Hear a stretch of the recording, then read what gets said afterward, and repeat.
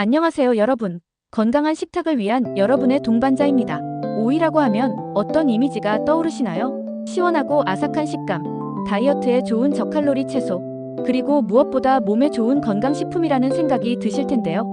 하지만 정말 모든 사람에게 오이가 안전할까요? 오늘은 우리가 몰랐던 오이의 숨겨진 진실을 파헤쳐 보겠습니다.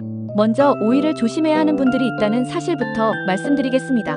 신장 질환을 앓고 계신 분들에게는 오이가 독이 될 수 있거든요. 오이 100g에는 약 147mg의 칼륨이 들어있습니다. 건강한 사람에게는 별 문제가 되지 않지만 신장 기능이 떨어진 분들에게는 이 칼륨이 심각한 문제를 일으킬 수 있어요. 신장이 제대로 작동하지 않으면 칼륨을 몸 밖으로 배출하는 능력이 떨어지게 됩니다.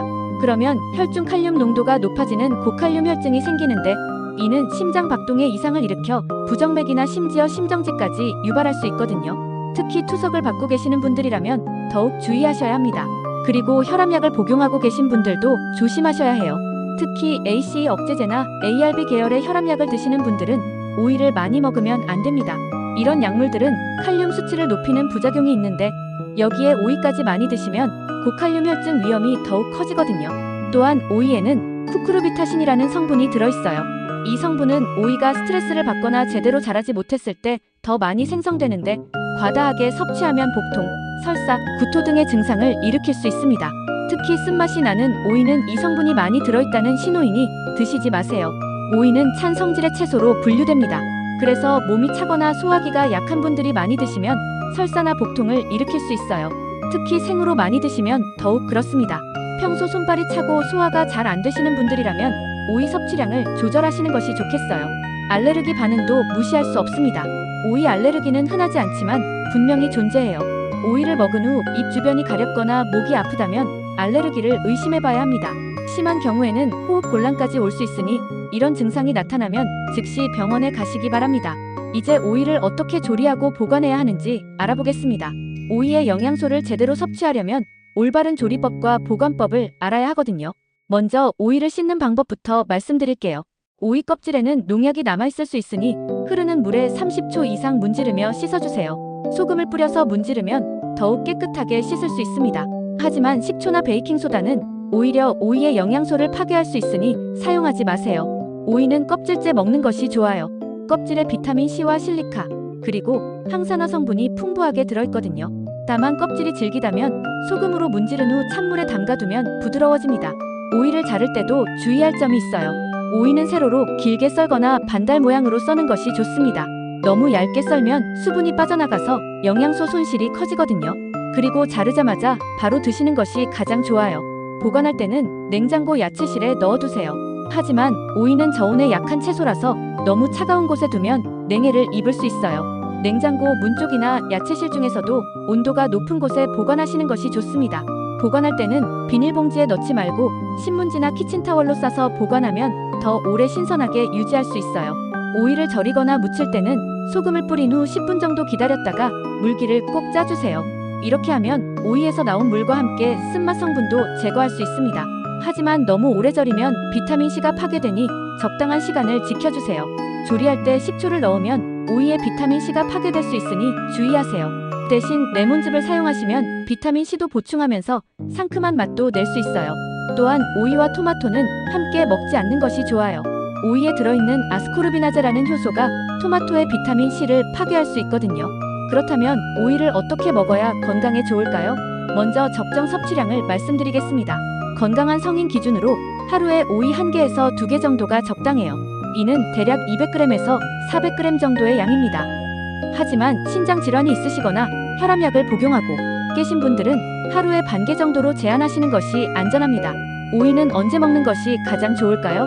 오전 중에 드시는 것을 추천해요. 오이의 찬 성질 때문에 저녁에 많이 드시면 소화에 부담을 줄 수 있거든요. 특히 공복에 차가운 오이를 많이 드시면 위에 부담이 될 수 있으니 주의하세요. 체질별로 섭취 방법도 다르게 해야 해요. 몸이 찬 소음인 체질이라면 오이를 생으로 많이 드시지 마시고 살짝 데쳐서 드시거나 따뜻한 음식과 함께 드세요. 반대로 몸에 열이 많은 소양인이나 태양인 체질이라면 오이의 시원한 성질이 도움이 될 수 있어요. 당뇨가 있으신 분들에게는 오이가 좋은 간식이 될 수 있어요. 오이는 혈당 지수가 낮고 칼로리도 적어서 혈당 관리에 도움이 됩니다. 하지만 오이만 먹지 마시고 단백질이 들어있는 음식과 함께 드시면 더욱 좋아요. 임신 중이신 분들도 오이를 드실 수 있지만 적당량만 드세요. 오이의 찬 성질이 임신 중 몸에 부담을 줄 수 있거든요. 하루에 반 개 정도가 적당하고 차가운 상태보다는 실온에서 드시는 것이 좋습니다. 오이를 먹을 때 함께 먹으면 좋은 음식들도 있어요. 당근과 함께 드시면 베타카로틴 흡수가 좋아지고 견과류와 함께 드시면 비타민 E의 효과를 높일 수 있어요. 또한 올리브 오일을 약간 뿌려서 드시면 지용성 비타민의 흡수를 도울 수 있습니다. 이제 오이의 검증된 효능들을 알아보겠습니다. 많은 분들이 알고 계시는 효능들이 정말 과학적으로 입증된 것인지 확인해보죠. 첫 번째로 수분 보충 효과입니다. 오이는 95%가 수분으로 이루어져 있어요. 이는 우리 몸의 수분 균형을 맞추는데 정말 도움이 됩니다. 특히 여름철 탈수 예방에 효과적이죠. 연구에 따르면 오이를 꾸준히 섭취한 사람들의 수분 보유량이 그렇지 않은 사람들보다 높게 나타났어요. 두 번째는 항산화 효과입니다. 오이에는 비타민C, 베타카로틴, 플라보노이드 등의 항산화 성분이 들어있어요. 이 성분들은 우리 몸의 활성산소를 제거해서 노화를 늦추고 각종 질병을 예방하는 데 도움을 줍니다. 특히 오이 껍질에 이런 성분들이 집중되어 있으니 껍질째 드시는 것이 좋아요. 세 번째는 혈압 조절 효과입니다. 오이에 들어있는 칼륨은 나트륨 배출을 도와서 혈압을 낮추는 효과가 있어요. 다만 앞서 말씀드린 것처럼 신장 질환이 있으시거나 특정 혈압약을 드시는 분들은 주의하셔야 합니다. 건강한 분들에게는 자연스러운 혈압 관리에 도움이 될 수 있어요. 네 번째는 소화 촉진 효과입니다. 오이에는 식이섬유가 들어있어서 장 운동을 활발하게 만들어줘요. 또한 수분이 풍부해서 변비 예방에도 도움이 됩니다. 하지만 소화기가 약한 분들은 너무 많이 드시면 오히려 설사를 할 수 있으니 적당량만 드세요. 다섯 번째는 체중 관리 효과입니다. 오이 100g의 칼로리는 고작 16칼로리밖에 안 돼요. 포만감은 주면서 칼로리는 낮으니 다이어트에 도움이 되죠. 또한 오이에 들어있는 타르트론산이라는 성분은 탄수화물이 지방으로 축적되는 것을 억제한다는 연구 결과도 있어요. 여섯 번째는 피부 건강 효과입니다. 오이에는 실리카라는 성분이 들어있어서 콜라겐 생성을 도와줍니다. 이는 피부 탄력을 유지하는 데 중요한 역할을 해요. 또한 비타민C도 피부 건강에 도움이 되죠. 많은 분들이 오이팩을 하시는데 먹는 것만으로도 충분히 피부에 도움이 될 수 있어요. 일곱 번째는 염증 완화 효과입니다. 오이에 들어있는 쿠쿠르비타신과 플라보노이드는 항염 작용을 해요.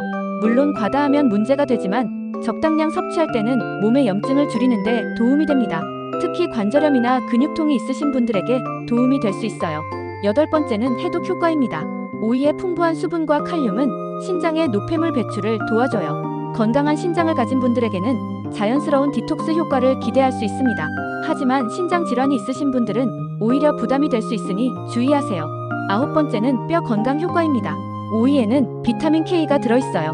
이 비타민은 칼슘이 뼈에 잘 흡수되도록 도와주는 역할을 합니다. 또한 실리카 성분도 뼈와 관절 건강에 도움이 되죠. 특히 중장년층에게는 골다공증 예방에 도움이 될 수 있어요. 마지막으로 심혈관 건강 효과입니다. 오이에 들어있는 칼륨과 마그네슘은 심장 건강에 도움이 돼요. 또한 항산화 성분들이 혈관 건강을 지켜주죠. 다만 심장 질환으로 약물을 복용하고 계신 분들은 의사와 상의 후 섭취하시기 바랍니다. 하지만 이 모든 효능들도 적정량을 지켜서 드셔야 얻을 수 있는 것들이에요. 너무 많이 드시면 오히려 독이 될 수 있다는 점을 꼭 기억해 주세요. 특히 신장 질환, 혈압약 복용, 몸이 찬 체질이신 분들은 더욱 주의하셔야 합니다. 오늘 영상이 도움이 되셨다면 좋아요 버튼 꼭 눌러주시고 구독과 알림 설정까지 해주시면 정말 감사하겠습니다. 여러분은 평소 오이를 어떻게 드시고 계신가요? 오늘 내용 중에서 가장 놀라웠던 부분이 있다면 댓글로 공유해주세요. 다른 분들에게도 큰 도움이 될 거예요. 오늘도 한 가지 더 현명해지셨죠? 다음 영상에서도 여러분의 건강 지식을 한 단계 업그레이드 시켜드릴게요. 다음 영상에서는 소금을 주제로 다시 찾아뵙겠습니다.